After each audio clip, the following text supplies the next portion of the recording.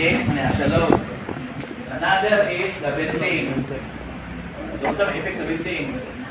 Naging puro sa bending, duha, type stress nga axial. Na portion nga mainat, compress, na portion nga bending bend niya, may mag-compress, na portion nga mainat. So, duha ang experience sa bending or textural stress. And katong torsion, kasi torsion, lubak, no, giwa. No? Okay, so muna yung mga types na loads sa top. We have the torsional load, so twisting, lubak. So muna yung distribution sa shearing stress. So aware na tayo na, ang maximum shearing stress na sa outermost fiber or sa surface sa ito body, no? Under twisting. Then for the axial load, in this case, we have a tensile, no? Kaya ang klase na siya, tensile or compressive. Then sa aning case, sa picture, it is a tensile load. So maingat siya. So uniform na ito ang distribution sa load. Then sa bending, no? Bending, so sample is cantilever beam. Ito sa cantilever beam is beam that is only one support, one end, so one end. So yung nakuhanin. So ang kurma ni Ana, ito siyang i-exaggerate na ito, kuha na yung kurma after applying the load. May nga na kurma, no? So na din ang load na ito. Sa B. Load B. So, sa metabo, ang upper portion of compress, dyan under tension.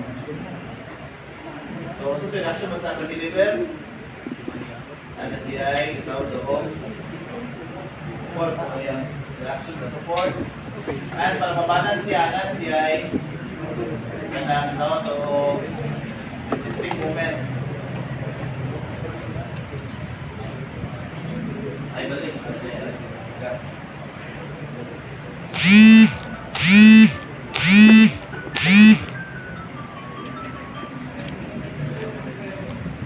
Okay. So, mauna siya diri. Ang mauna distribution sa ang bending is a normal type of stress, parehan na siya sa axial load. Pero kung tanawin mo, lahat na ito siya kay uniform, the same direction, but ari, opposite direction. Because sa bending lagi, dua klase may involve compression or tension. May portion nga under tension or compression, may portion under tension. Pero sa axial load, gusto na klase either tension or compression. In any case, tension siya. Okay. So sa last picture mo ang combined loads. So din isali nga tulog yun, no? At least duha klase nga load combined na siya. So, all yung ihang distribution sa stress. So, sa sabot na. I-inat, i-bend, i-twist. So, all yung ihang resulta. So, kay inat pan, kaya nga portion, kapatay mo higamay ang midako ang tension. Ano man, ganiha kung bending lang, mo na siya balance ang compression of tension. Ba tungod kay natay axial load code, mo na maluwagan ang pwersa diri sa tension. Okay? So mo na yung magtabo. Then kani sa kuan siya sa tawag ni torsion ko siya, torsion. So musaka basta ko ang ihang ganiha sa torsion, uniform ra ang both sides, but here, basta ko nagpwersa diri, shear force diri, or shear stress, because ang atong i-apply nga bending force, pasaka man. Okay? So, mo na siya, mga sample sa combined loading. Saan na siya, combined. Ito na Okay, gani siya. Dapat makasabot kita kung sa klase nga loads. Kung ano yung isa sa mga skill nga itong i-improve being an aspirant engineer, so dapat i-improve ka atong skill, no? Nga kamahot mo analyze. Ibig sabihin lupigon na ta sa ato ang mga subordinate. Kaya usually ang engineer kay mao may mugda sa mugda man ng tao, no? Supervision or management. Kung dapat kay mo ka mas maayo ka sa kanila mas analyze, mo pa itong i-improve part na sa ato ang itawag ato og outcomes. Dapat mo na mag-gain ito nga skill after we graduate. Yung doon itong i-discuss ito sa first meeting. Itong mga outcomes ninyo, mo na yung attain kung graduate mo. So one is itong skill na ito, kabut mo analyze. Ano man? Example, itong outcomes nga solve complex mechanical engineering problem. Ang pauta na nakasabot baka sa problem. Ewan kasabot sa problem, how are you going to solve it? Dapat makasabot yung kauna sa problema para makaibo ka kung siya ngay nga theory, mga formula nga itong gamiton.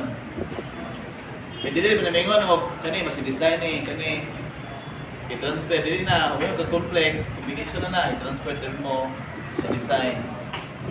So dapat makaibo ka analyze para sa itong quiz last meeting last week.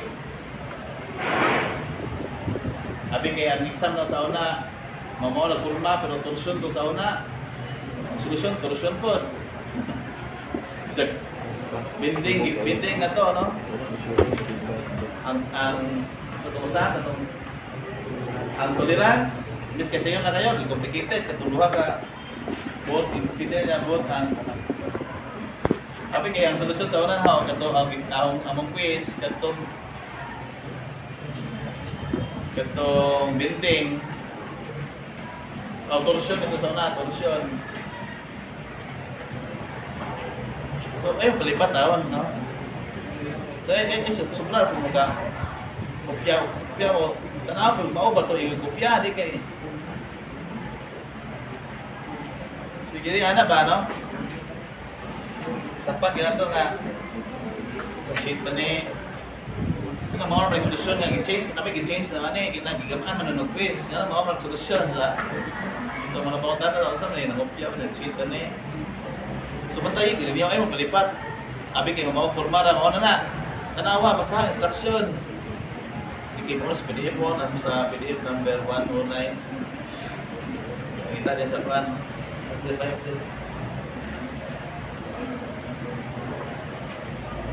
so, ano ba? Ano ba tayo? Tanawan ninyo? Mao ba? Basta klaro sa instruction, hindi kayo mao ba kurma. Gusto ba? Di ba yun na? Pagkaag sa iyo, yung isulon. Solve. Dahil ron, tolerance. Hindi na, yung complicated na naman. Alam mo ba yung comment eh.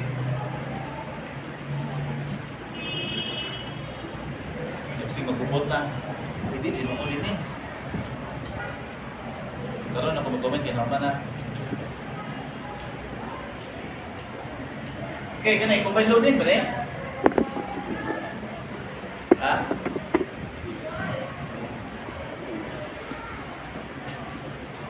So again, improve yung analysis, no? Improve. By practice solving problems, no?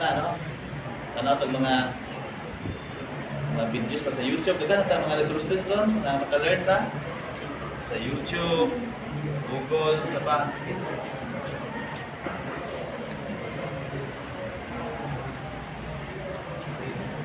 Ito ako mga solusyon sa una, no? Ngayon pag isundog sa tingnan, no? Okay. Combine loading man eh.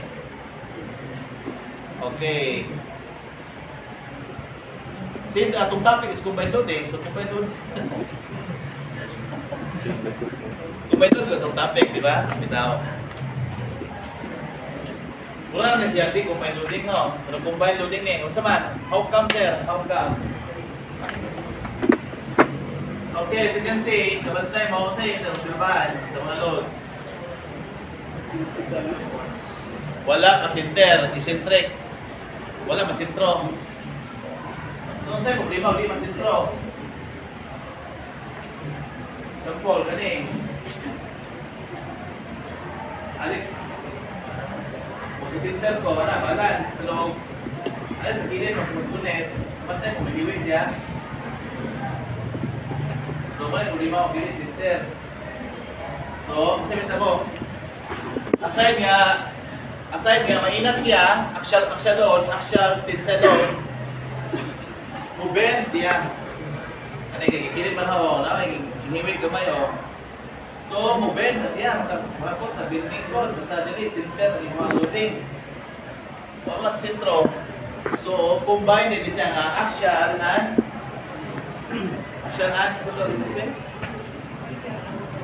bending, namina rin ka, very good. Action and bending. But both, action and bending, mo ha? Puro sila normal type of stress, kaya lagi. So, itong klase sa stress, duha na. Normal na o shear. Kaya action, bending, normal na siya. Torsion, motor shear.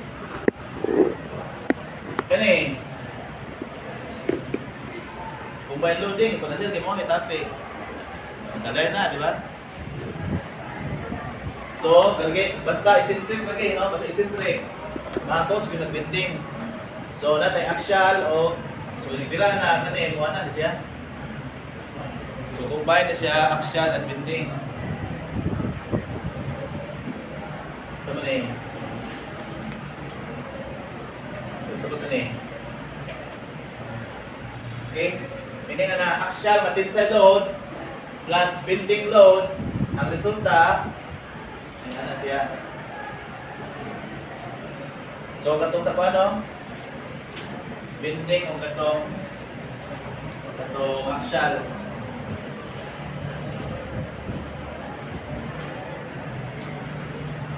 So ang itong formula mo ni siya. So simple lang yung analysis, no?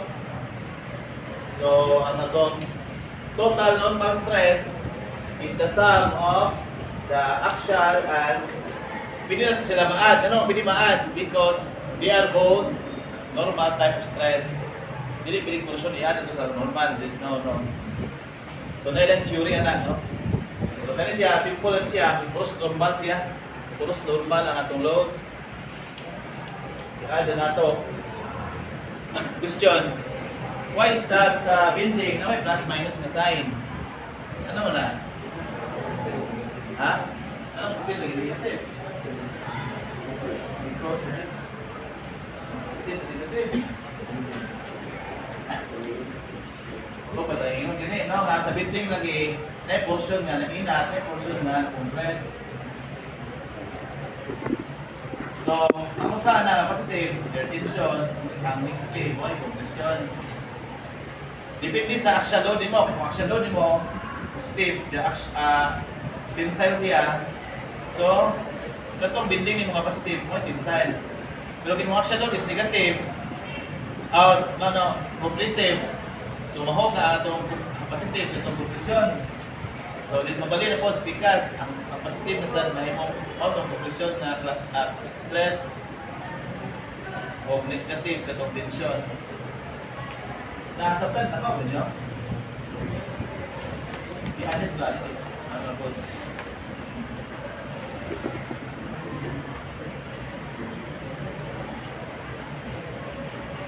Sabtan ba? Simple lang na, no? Kaya sa bending, duhay ang sign tungkol kay duhay ang klase sa stress sa bending, na tension, na portion na ma-tension. Kaya isang po, no? Portion na mainat, portion na ma-compress. O na, plus minus yan. Sa axial kay usal mo na, pili naman ka, tension siya o compression. O tensile force mo i-apply sa axial load, tensile wala tanang area under tension gina. Compressive force, full area niya under compressive force for stress.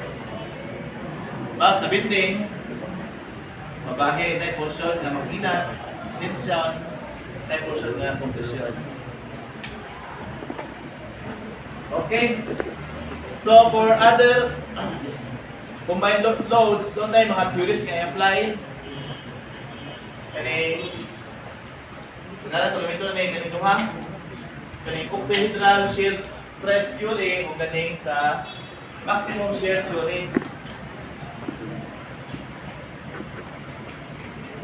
okay kung mo dig deeper na sa combined loads ka topic ko sa libro. Ang iya. Ano so katong reference book ko sa una katong title ng Singer. Ano lang sa mga formula gamiton to. Dito ta shortcut no.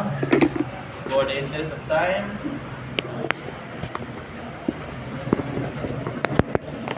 Okay, mo na itong formula gamiton.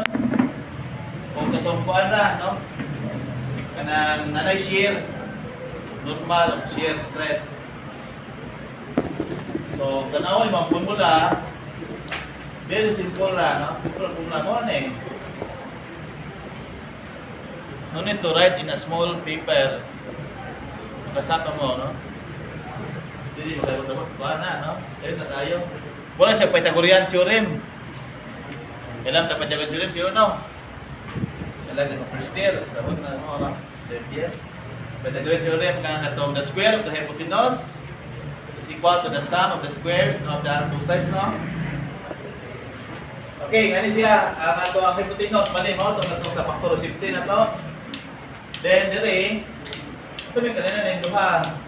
Sila, naobserbahan ninyo, difference.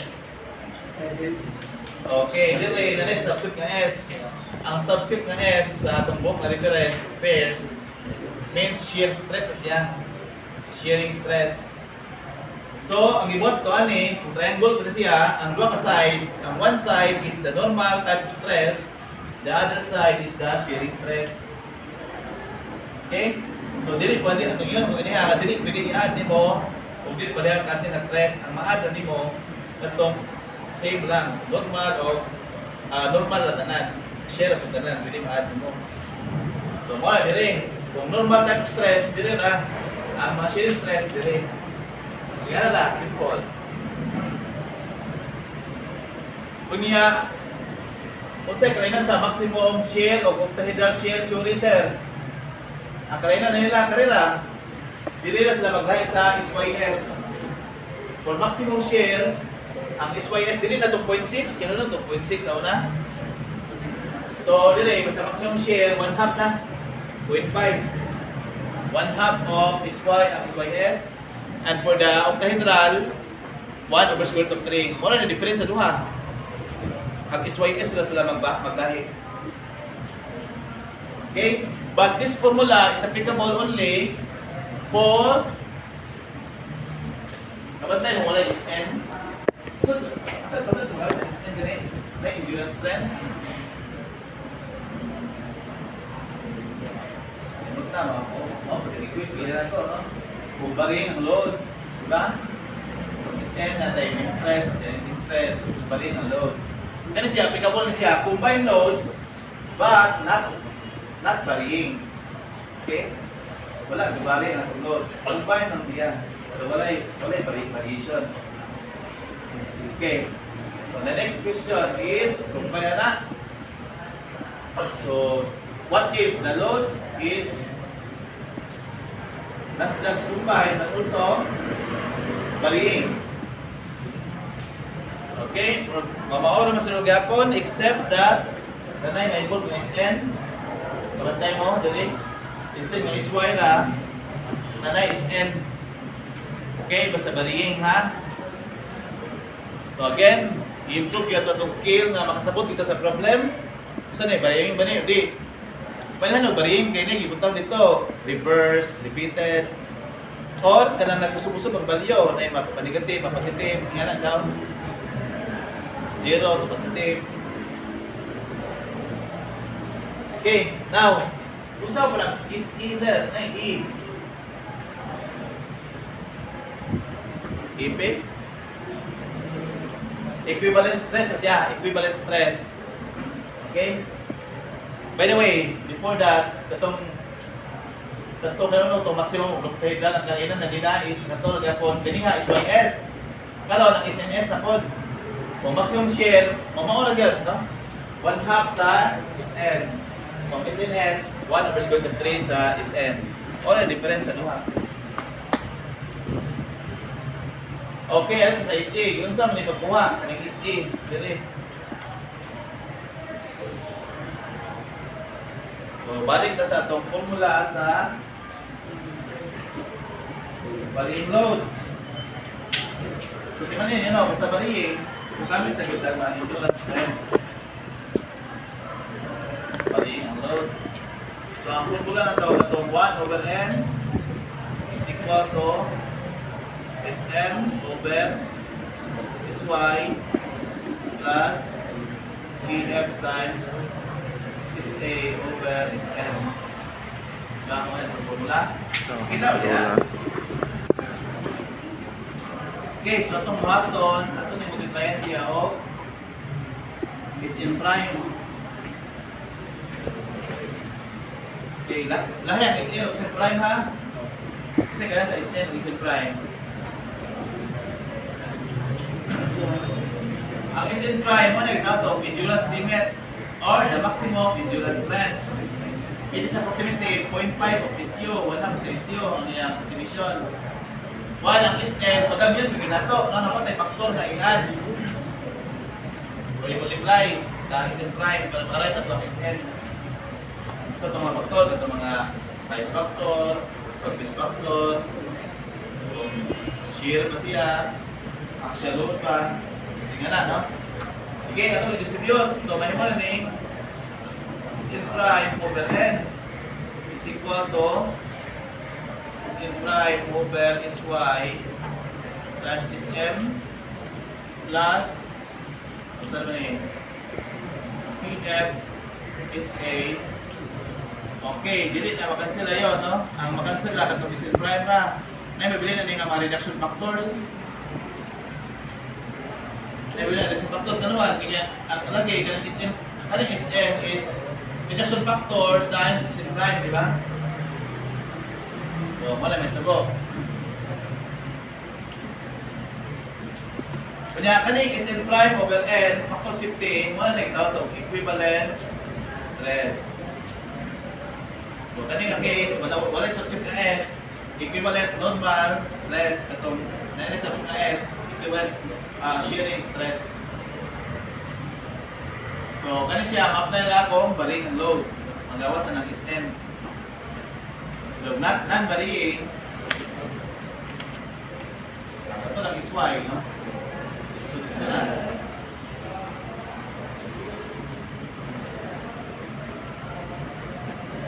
So, ingana na siya. Okay, pauta na. Morning, formula na to.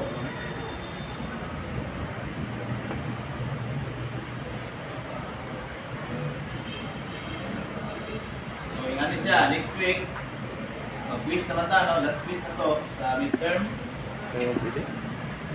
Probably mga Wednesday siguro. Wednesday. Maganda yung mag-vlog. 10:30. Maganda na. 10:30 na. Ha? Sem. So, Sem, hari mo sa 8:30 or 1:30, 12:30. Ha? So, okay na. Kumay naman ako, Sem. So, alin lang mo sa palis. Claro ba? Hindi, umapas mo.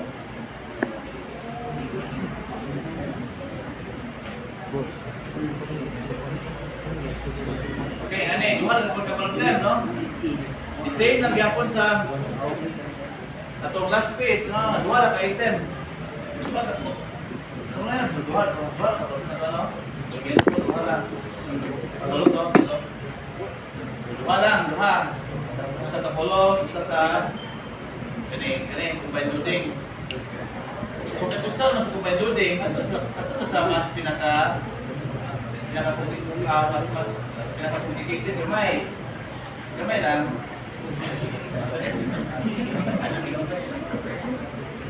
Baga na yung mapag-quiz na i-complicate na yung sa'yo naman ito ang tolerance. Sunod-anan ng complicated, ha? Manifestation, ano siya? Manifestation, eh. Ito, kami naman na po sa isulisor kay in front of all, masayo na ba? Kasi sunod, kasi nahanap ka sa yon, plan, mga nag-insult na. Dili ka miscarriage, dili ka build up. Wala kung mga sundalo, di ba? Sunod-sunod, ang training nila na. Wala tingkod yun, mga Navy SEALs.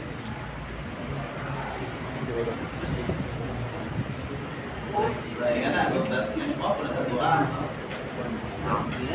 So,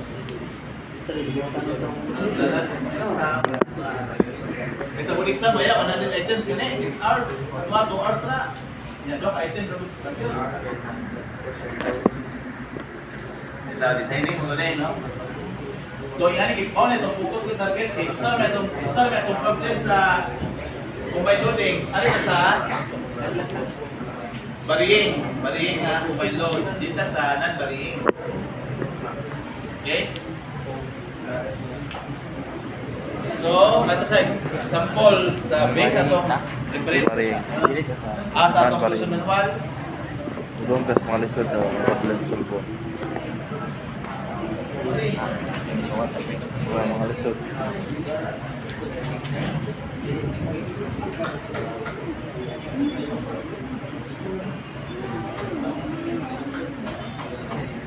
Okay, ito na yan.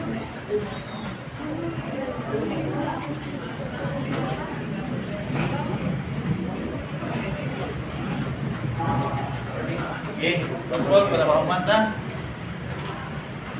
So the first step, the first step in the table varies. Okay. Ano yung word varies? Kasi pag yung word yung varies, patuloy ka na, maximum, minimum. Sana kasi available. So, usap-usap ni. Kung sa'yo, sabot na positive, negative, sir. Kung sa'yo, kurma na. Meaning ka na, kung positive na to, padung dito, ang negative na namin, atras yan. Sabtan nyo? So, meaning, mubalik siya, mubalik. So, given na ang mga dimensions, ang length L 20 inches, and A is 15 inches.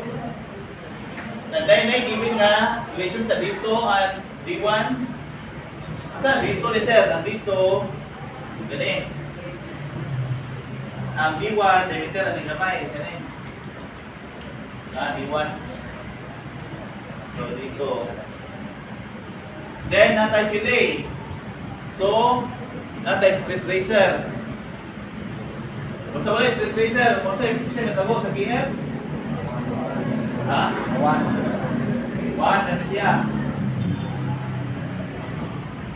Okay. Then,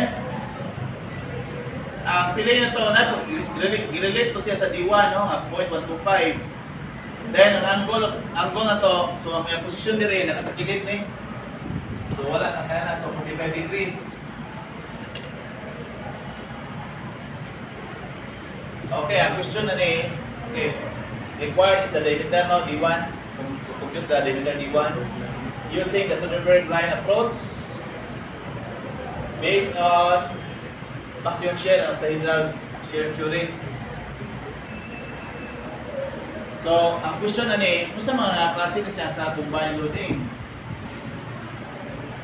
Okay, kamu ko na-analyze mo ba? Bakit sa mga membro ko yung analysis? Kamay pa, sulbo na na. Sa mga na, combined loading. Combined loading mo din yung mga topic. Sa mga? Ha?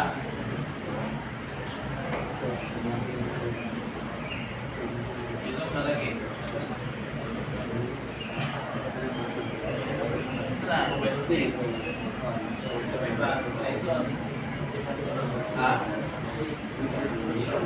Aksyan? Simple aksyan? Ano kaya sana? Simple ba?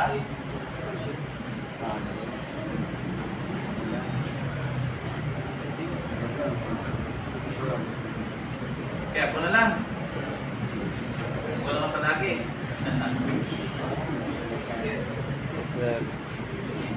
Okay. Ngayon siya. Para dito mag-resolve, atong sa analyzon ay ang component lang, ay ang vertical horizontal components. So, ay ang horizontal component o vertical. Kaya ito na sa vertical. Kung vertical load, ayan component nga vertical, sa may effect ano eh, mo sa man eh. Ha? Madubag, di ba? Madubag ni, no? Yan na ano eh, di ba? Madubag, sunod ay torsion na.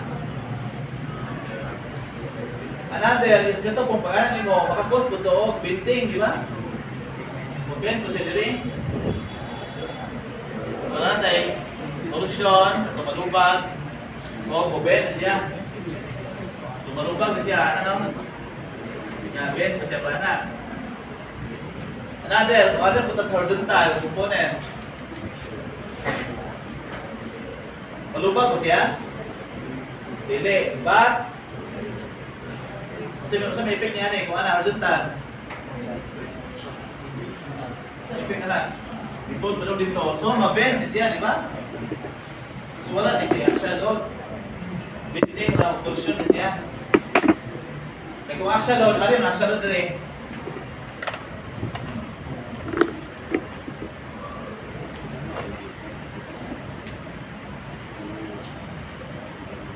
Action load, ano siya? So, duha din kasi binding and torsion. Sa binding, ganit tanan, kanin siya, resultant force yun. Huwag makabend, mana siya. But sa torsion, kanila, ang vertical na.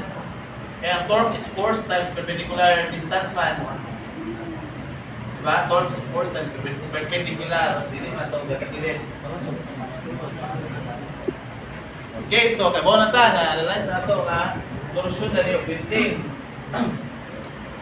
So, kung sa ito is n prime. Okay, ito mo sa asa mo nilipita sir. Check mo sa book ko no para makataw. Diba mo pagita. Check mo sa table 8010.